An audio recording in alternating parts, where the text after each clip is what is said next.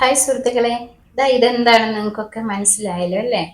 നമ്മുടെ കേരളീയരുടെ ഒരു മുഖ്യ ഭക്ഷണം എന്ന് തന്നെ പറയാം. പുഴുക്കായിട്ടായാലും അതുപോലെ അവിയലൊക്കെ ഉണ്ടാക്കുന്ന സമയത്തൊക്കെ ഇത് കട്ട് ചെയ്ത് നമ്മൾ ഇടാറുണ്ട്. ചേനയാണ് എന്നെ സംബന്ധിച്ച് പറഞ്ഞാൽ എനിക്ക് ഏറ്റവും ഇഷ്ടപ്പെട്ട ഒരു പുഴുക്കെന്ന് പറയുന്ന ചേനയാണ് കേട്ടോ. ഞാനത് ഇതുപോലെ എയർ ടൂണിംഗ് പോട്ടിൽ വെറുതെ ചെറിയൊരു പീസ് എടുത്ത് നട്ടതാണ് കേട്ടോ. നമ്മൾ സാധാരണ നടീൽ വസ്തുവായിട്ട് ഉപയോഗിക്കുന്ന പോലെ വലിയ പീസൊന്നുമല്ല, ചെറിയൊരു പീസ് എടുത്ത് നട്ട് വെച്ചായിരുന്നു. ഇതിനെന്നാ വളം ഒന്നും തന്നെ ഞാൻ ചെയ്തിട്ടില്ല. ചൂടിലുമായിരുന്നു. ഒരു അവക്കാഡോ മരത്തിന്റെ മാവിന്റെ ഇടയ്ക്കായിട്ട് നിന്ന്. അതുകൊണ്ട് തന്നെ ഇതേപോലെ നീണ്ടിങ്ങനെ അങ്ങ് പോവായിരുന്നു കേട്ടോ. ഒന്നും ഇട്ടിട്ടുമില്ല അതിനകത്ത്. ഒരു തണ്ട് അതിന്റെ പഴുത്ത് വന്നിട്ടുണ്ട്.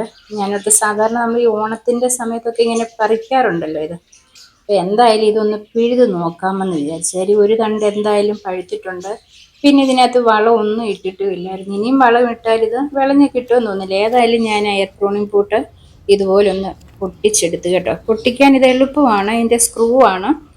സ്ക്രൂ അഴിച്ചാൽ മതി. അഴിച്ചിട്ട് ഈ മണ്ണ് മാറ്റി എടുത്തുവെച്ചാൽ മതി. എനിക്ക് തോന്നി നല്ല വളമുള്ള മണ്ണായിരുന്നു തോന്നി. അതുകൊണ്ട് തന്നെ ഞാൻ ഈ മണ്ണ് കളയാതെ മാറ്റി എടുത്തിട്ടുണ്ട് കേട്ടോ. കുറച്ച് കുമ്മായം വെല്ലം ഇട്ട് ഒന്നുകൂടി ഒന്ന് ട്രീറ്റ് ചെയ്തിട്ട് ഇത് വീണ്ടും നമുക്ക് പോട്ടിലാക്കാവുന്നതാണ്. ഇതുപോലെ 4 സ്ക്രൂ ആയിരുന്നു കേട്ടോ എയർട്രോണിക് പോട്ടിൽ.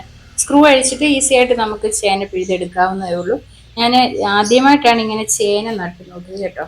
കാര്യം ഇങ്ങനെ പലരും പറഞ്ഞു കേട്ടു എളുപ്പമാണ്.